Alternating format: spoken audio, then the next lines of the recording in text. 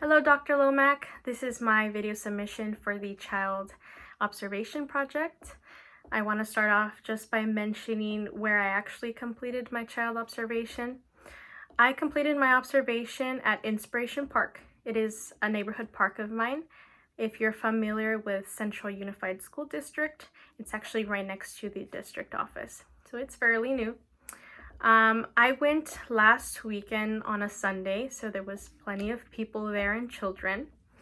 The way that I actually completed my observation was spending 1 hour in the water park area of the park and the next hour in the playground area.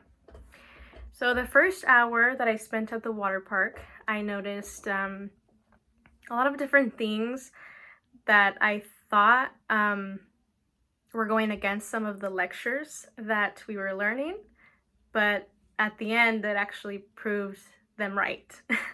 So at the beginning, all of the children were playing amongst each other. It was a mixture of different races and different ages and gender, right? Then once it came time to this big bucket that was actually filling up with water and getting ready to spill over on them, they all got underneath it, all of them, and they began chanting for the bucket to come down, all of them. And so they all shared a common interest of wanting the bucket to fall or spill over and have the water fall on them. So at the beginning I thought, well, they're all playing amongst each other. They're not really going against, they're kind of going against that playmate lecture that we're just learning about, just where they say, well, they spend time with each other's genders and that. But at the end, once the water came down, they all dispersed into their own genders, which was or spending time with their own genders, which was kind of funny. Later on, I did notice some other different things. Like, for example, I observed that the girls that were playing in that area were actually more attentive to smaller children. And the boys were just off on the side, playing around with each other, or squirting each other with water guns. So I just remembered about how the lecturers mentioned that the boys just engage in rough play. And so that's what I saw, that they were just engaging in rough play, squirting each other with water guns. Another interesting thing that I observed was a father and the mother came with this boy. This boy looked like he was around maybe 7, 8. And I just noticed that the dad was pushing him. Go with the children. Go stand underneath the bucket and wait for the water to come down. But I noticed that the child was very hesitant in going, and he almost didn't want to go. And the father was, I don't want to say aggressive, but he was very pushy in, no, go, you go join the other kids. I'm sure he just wanted him to socialize. But the child, I mean, he ended up going, and he stayed there for a little bit, and then he came back to his family. And once he went over there with the children, he didn't really socialize with them. He just stood next to them.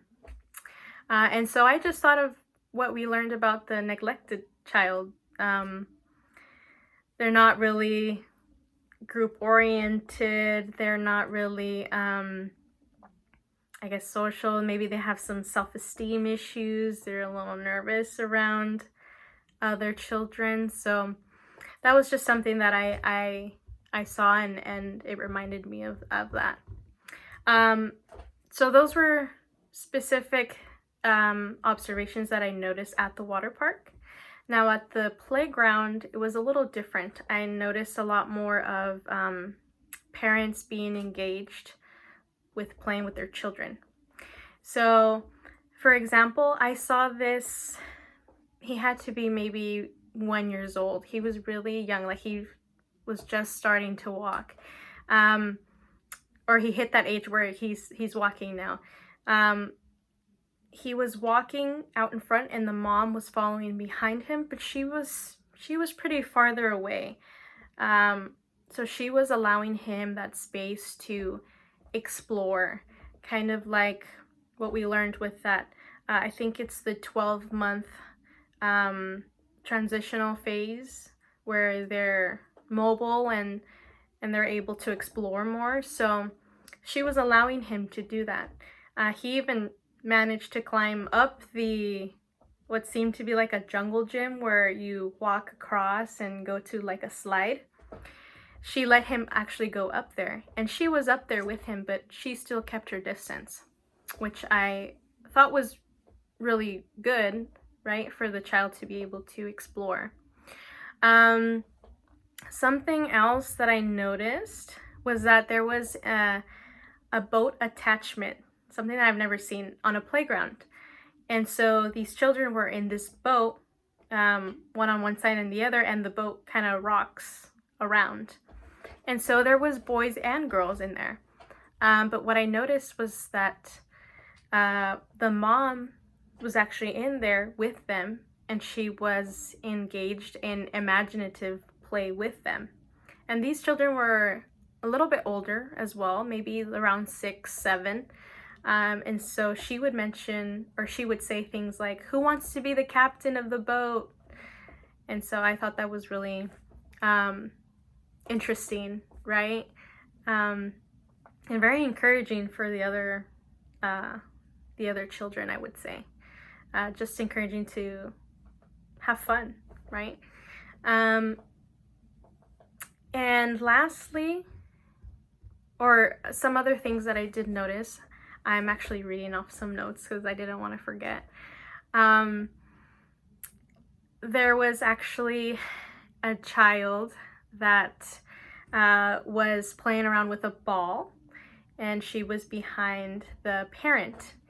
And so she was trying to sit on this ball, and she was engaging in these motor skills because she looked like she was just that age of 1 year old. She was really tiny. And so she would grab the ball and she'd try to put it on the ground, and she would try to sit on it, and it would just go underneath her, and she would turn slowly, see it, grab it, again, try to jump on it, to sit on it. And I just thought that was kind of funny.